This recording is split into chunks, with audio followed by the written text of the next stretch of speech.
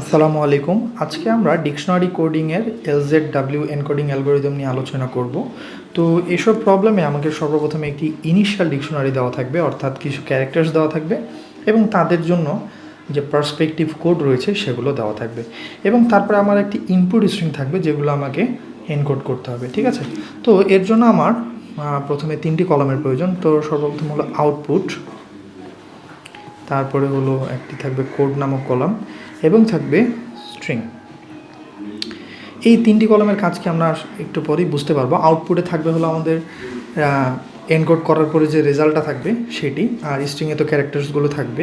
তো সর্বপ্রথম আমাকে কী করতে হবে যে আমার যে ইনিশিয়াল ডিকশনারির যে ক্যারেক্টারগুলো রয়েছে সেগুলোকে লোড করে নিতে হবে। তাহলে এ, বি, সি এদের পার্সপেক্টিভে কোড ছিল 1, 2 এবং 3।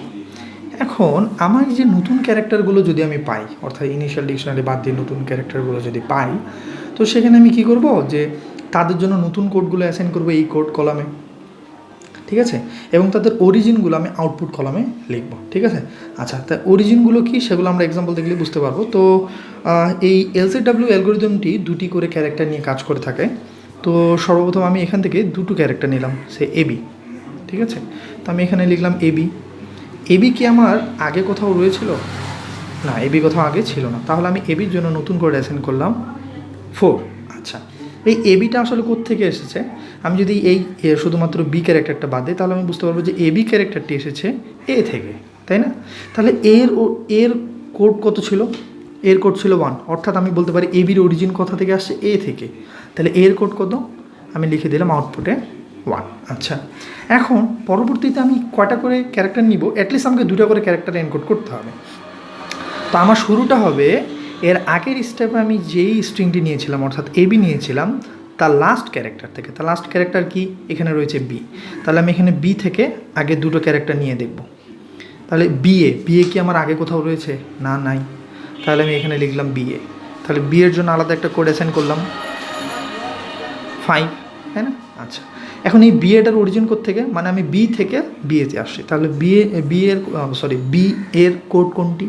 বি এর কোড হলো 2। তাহলে আমি অরিজিনটা এখানে লিখে দিলাম 2।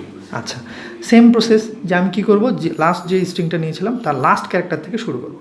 তারপর আসি, তাহলে লাস্ট ক্যারেক্টার কি এখানে? এ। তাহলে এ থেকে নিলে আমি অ্যাটলিস্ট 2টা ক্যারেক্টার নিলে আসে কি? এবি তো আমার আগেই এক্সিস্ট করে। তাহলে আমি কি করব? আরও একটি ক্যারেক্টার বাড়িয়ে নেব, অর্থাৎ এ ডাবল বি। এখন তাহলে আমার এই যে এ ডাবল বি স্ট্রিংটি কোত্থেকে আসলো? সে কিন্তু এ থেকে আসেনি, সে এসেছে কোথা থেকে? এ বি থেকে আসছে, এ বি বি। তাহলে আচ্ছা, এটার জন্য যেহেতু এটা নতুন, তাহলে আমি এর একটি কোড অ্যাসাইন করে দিলাম 6 এবং এটি এসেছে এ বি থেকে। তাহলে এ বির কোড কত ছিল? 4। তাহলে আমি এখানে অরিজিনটা লিখে দিলাম কত? 4। আচ্ছা, তাহলে লাস্ট ক্যারেক্টার কোনটা আমার লাস্ট স্ট্রিংয়ের? এ ডাবল বি এর বি। তাহলে বি থেকে এ, বি এ তো আমার অলরেডি এক্সিস্ট করে। তাহলে আমি আরেকটা ক্যারেক্টার বাড়িয়ে নেব। তাহলে কি আসবে? B A B. আচ্ছা, আমি এখানে লিখে নিলাম বি এ বি, কারণ বি এ বি আমার আগে কোথাও এক্সিস্ট করে না। তাহলে এর জন্য আমার কোড কত হবে? 7 হবে। এবং এই বি এ বি ওয়ার্ডটা কোথা থেকে এসেছে? অরিজিন কোথা থেকে? আমি বলতে পারি যে বি এ থেকে এসেছে, তাই না? তো বি এর জন্য কত কোড ছিল? 5। তাহলে এখানে আমি কি করব যে আমি লিখে দিলাম অরিজিন কত? 5। আচ্ছা, তারপরে এখন আমার লাস্ট ক্যারেক্টার কি? বি। তাহলে বি থেকে কি? বিসি কি আমার আগে এখানে কত? আমি মিনিমাম 2টা নিয়ে আঁকবো। তাহলে এখানে 2টো নিয়ে আমি দেখলাম যে আমার এখানে বিসি আগে কখনো আসেনি, তাই না?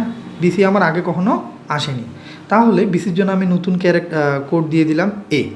ঠিক আছে, আচ্ছা, তাহলে বিসির অরিজিনটা কত হবে? বি থেকে।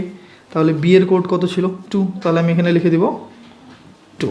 আচ্ছা, এখন লাস্ট ক্যারেক্টার যে রয়েছে সি থেকে এ কি আমার আগে কোথাও এসেছে? না। আমি আবারও বলে দিই, আমার যদি মিনিমাম 2টো করে ক্যারেক্টার নিতে হবে এবং আমার যদি এই 2টো ক্যারেক্টার আগে এক্সিস্ট না করে, তাহলে আমি নতুন করে এখানে ওই 2টো ক্যারেক্টার বসাবো। যদি এক্সিস্ট করে তাহলে আমি কি করব? তাহলে আমাকে আরেকটা করে ক্যারেক্টার বাড়িয়ে আমাকে দেখতে হবে। আচ্ছা, তাহলে সি এর ক্ষেত্রে, সি এ যেহেতু আমার এখানে এক্সিস্ট করে না, তাহলে আমি এখানে নিলাম সি এ। এবং সি এ, এই সি এ ওয়ার্ডটা কোথা থেকে আসছে? সি থেকে সি আসছে। তাহলে সি এর জন্য কত ছিল কোড? 3। তাহলে এখানে আমি 3 নিলাম এবং যেহেতু এটা নিউ, তাহলে এখানে কোড অ্যাসাইন করলাম কত? 9। আচ্ছা, আচ্ছা, লাস্ট ক্যারেক্টার কি এ থেকে এই যে আমি একটি ক্যারেক্টার বাড়িয়ে নিলাম, মিনিমাম যেহেতু দুটো নিতে হবে। এবি তো আমার এক্সিস্ট করে, যে কথাটা আমি একটু আগেই বললাম, যেহেতু এক্সিস্ট করে তাহলে আমার এখানে নতুন করে লেখার কোনো দরকার নেই। আমাকে কী করতে হবে, এবি না নিয়ে আরেকটি ক্যারেক্টার বাড়িয়ে নিতে হবে, সেটি কি এ। তাহলে এ আমার আগে কোথাও এক্সিস্ট করতো না, তাহলে এর জন্য নতুন কোড হলো 10। এবং এর অরিজিন কোথায়, এর অরিজিন হলো এবিতে। তাহলে এবির কোড কত ছিল 4, তাহলে আমি এখানে লিখবো কত 4। আচ্ছা, এখানে গেল আমার এ। তাহলে লাস্ট ক্যারেক্টার কি এ, তাহলে এখান থেকে এ থেকে নিলে আমি আসি কি এবি তো আমার অলরেডি এক্সিস্ট করে, তাহলে আমি নিতে পারতেছি না। তাহলে আরেকটা ক্যারেক্টার বাড়াই এ ডাবল বিও তো অলরেডি আমার আছে, তাহলে আমি এখানে লিখতে পারতেছি না। তাহলে আমি কি করব, 4টা ক্যারেক্টার নেব। কি আসছে বি এ, এটা আমার আগে কোথাও এক্সিস্ট করে না, তাহলে আমি সেটা এইভাবে করে লিখলাম, তাই না? হ্যাঁ। এখন তাহলে এটার জন্য নতুন কোড কত হবে 11। এবং এ এটা কোত্থেকে এসেছে, অরিজিন হলো এ বি থেকে। বির জন্য কত অ্যাসাইন করা ছিল 6। আচ্ছা, এখন আসি পরের স্টেপের জন্য আমার শুধুমাত্র কোনটি ক্যারেক্টার রয়েছে, একটি। অর্থাৎ আমার কিন্তু এখানে স্ট্রিংটা রিড করা শেষ। আমি যেহেতু প্রথমেই বলেছিলাম যে আমার মিনিমাম 2টো করে ক্যারেক্টার লাগবে, তাই না? তাহলে এখানে আমার একটি মাত্র ক্যারেক্টার রয়ে গেছে, তো আমি এটার অরিজিন কত, এর অরিজিন কত 1। তো নতুন যেহেতু কিছু আসেনি, আমি এইভাবে করে নাল করে লিখে দিতে পারি। নাল অর্থাৎ এগুলোতে কিছু নেই, কারণ এখান থেকে আমি আরেকটা কোনো স্ট্রিং নেওয়ার আমার নেই, শুধুমাত্র অরিজিনটা আমি লিখবো কত 1, যেহেতু এর জন্য আমার আগে ছিল কত 1। তাহলে এখন আমার এনকোডেড যে মেসেজটি হবে, বা আমি বলতে পারি আফটার এনকোডিং, তাহলে আমার কোডটা কী হবে, এইখান থেকে এই পর্যন্ত, অর্থাৎ 1 2 4 5 2 3 4 6 1। ঠিক আছে, তো আজকের টিউটোরিয়াল এই পর্যন্তই। আল্লাহ হাফেজ।